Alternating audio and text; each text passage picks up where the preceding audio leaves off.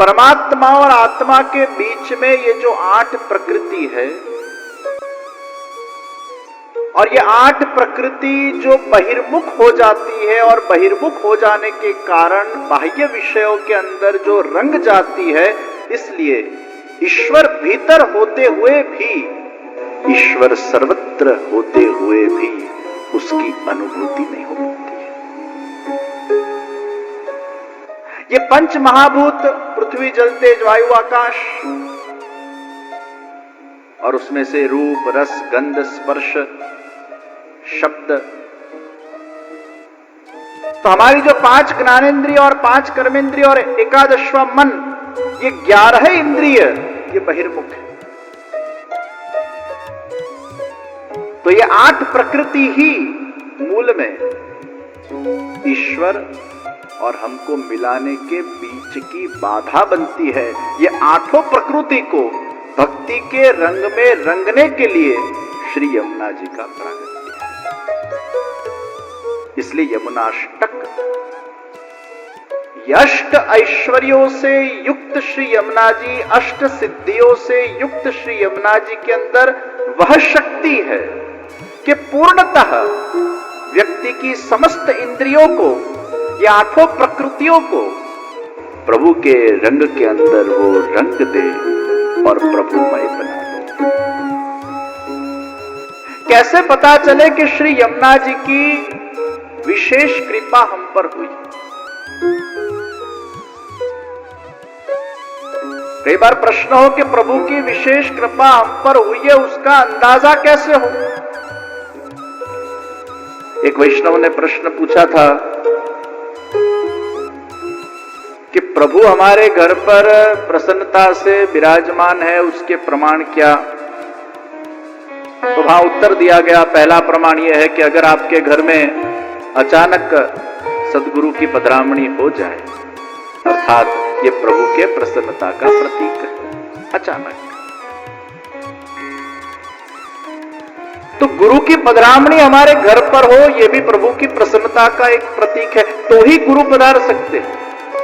अगर कहीं प्रभु आपके सेवा से प्रसन्न नहीं है तो ऐसे संजोगी खड़े नहीं हो कि गुरु की पधरामणी हो।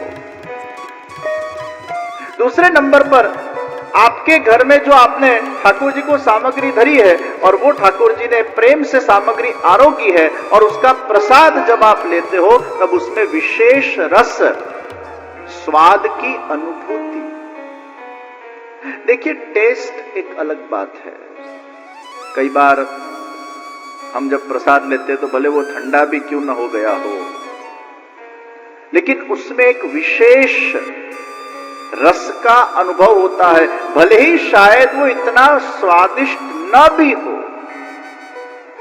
स्वादिष्ट न होने के बावजूद अगर उसमें उस प्रसाद के महत्व ज्ञान को धारण करते हुए जब हम वो प्रसाद को ग्रहण करते, तब उसमें हमें जब एक अलग रस का अनुभव होता है, आनंद आने लगता है, तो समझ लेना चाहिए आज ठाकुर जी बहुत प्रसन्नता से इस सामग्री को आरोगे। तो आपके घर में भी जब आप ठाकुर जी को भोग धरकर जब प्रसाद लेते हो, उसमें आनंद आए, प्रभु प्रसन्नता से विराज रहे। महाप्रसाद कभी भी खूटे नहीं। आपके घर कोई वैष्णव आ गए और महाप्रसाद खूटे, प्रभु प्रसन्नता से विराज रहे।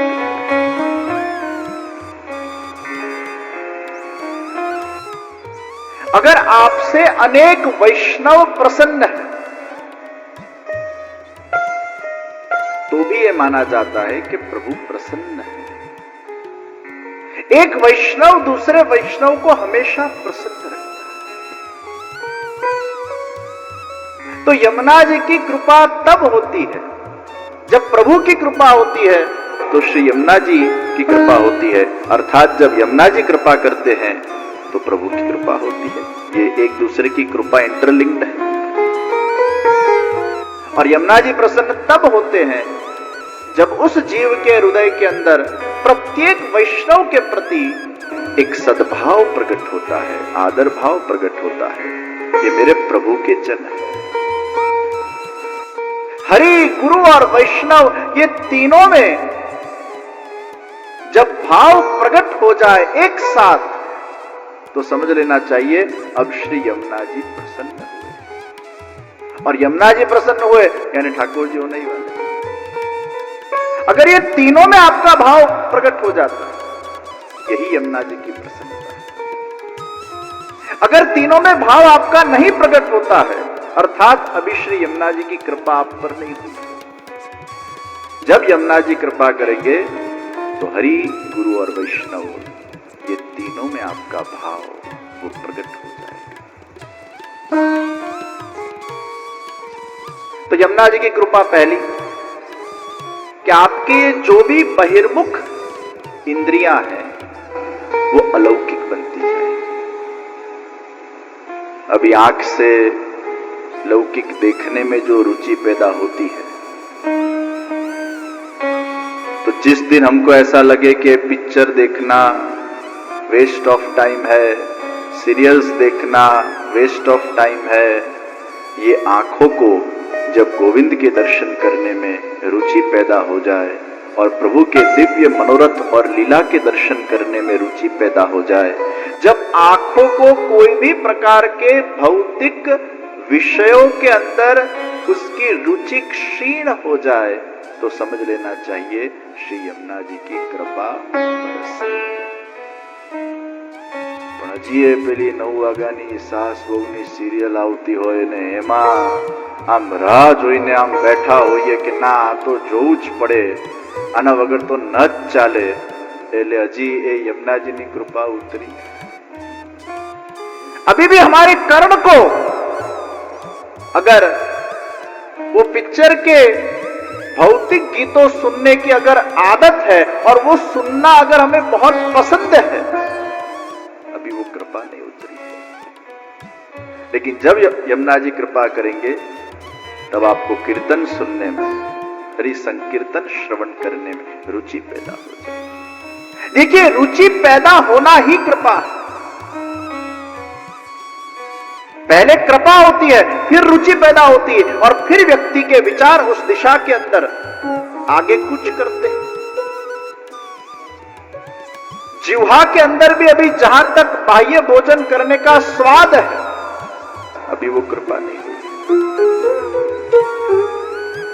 लेकिन जब आपको ऐसा लगने लगे ठीक है अभी मुझे खाना पड़ रहा है, ये मेरी मजबूरी है, लेकिन अब मुझे धीरे धीरे ये बाह्य भोजन छोड़ना चाहिए, असमर्पित छोड़ना चाहिए, मुझे केवल प्रभु प्रसादी भोजन ही करना चाहिए, ये भाव आपके अंदर प्रकट होने लगे, यानी वो कृपा हो।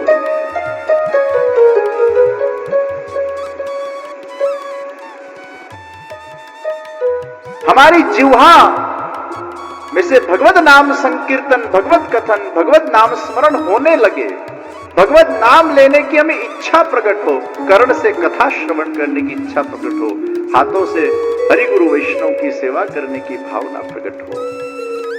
जब ये भाव हमारे अंदर स्थापित होता है और हमारी समस्त इंद्रियां जो बहिर्मुखता के अंदर, लौकिक विषयों के अंदर जो विषयानंद को प्राप्त करने के लिए आतुर रहती है, वो जब भजनानंद को प्राप्त करने के लिए आतुर बन जाए, यानी समझ लेना चाहिए ये प्रभु की कृपा, श्री यमुना जी की कृपा। क्योंकि यमुना जी तो फल ही वो देती है, प्रथम सिद्धि लीलोपयोगी देह की प्राप्ति। तो लीलोपयोगी जो देह है, जो यमुना जी की पहली सिद्धि है, वो नित्य लीला में, गोलोक धाम में, भगवान के वो दिव्य लीला के अंदर, निकुंज लीला के अंदर उनकी पात्रता के आधार के ऊपर श्री यमुना जी उनको वो देह प्रदान करती है जो भगवत लीला उपयोगी है। पर हमारा जो अभी भूतल के ऊपर ये जो लौकिक देह है, इस देह से भक्ति का साधन नहीं हो पाता है, क्योंकि देह के अंदर बहुत सारे विकार पड़े हुए हैं। अगर आसुरी देह होगा तो आप सेवा करना चाहोगे तो भी आपसे होगी नहीं।